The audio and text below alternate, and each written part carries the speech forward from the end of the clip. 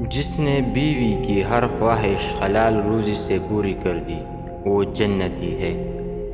ایک بے نمازی جب خدا سے مل جاتا ہے تو خدا اس کی دوسری خوبیوں پر کوئی توجہ نہیں دیتا۔ عبادت کر کے غرور کرنے والے سے گناہگار توبہ کرنے والا بہتر ہے۔ جب بات کہو حق کہو، خواہ غصے میں یا خوشی میں۔ معاف کرنے کی عادت مستقل کر لو، اس سے تمام مسائل حل ہو جائیں گے۔ عبادت سے جنت اور خدمت سے خدا ملتا ہے۔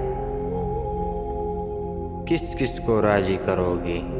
بس ایک رب کو راضی کر لو، سارے مسئلے حل ہو جائیں گے۔ علماء کی نسبت دین کی طرف ہے، اس لیے کبھی ان کی بے ادبی نہیں کرنی چاہیے۔ کسی واقعہ پر اگر تحقیق سے کام لیا جائے تو جھگڑے کی نوبت بہت کم آئے گی۔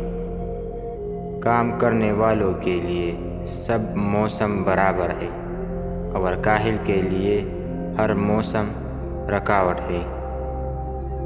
جسے رونے کی طاقت نہ ہو وہ رونے والوں پر رحم کرے۔ سب سے بڑا دشمن گناہ ہے، سب سے بڑی نیکی گناہ سے بچنا ہے۔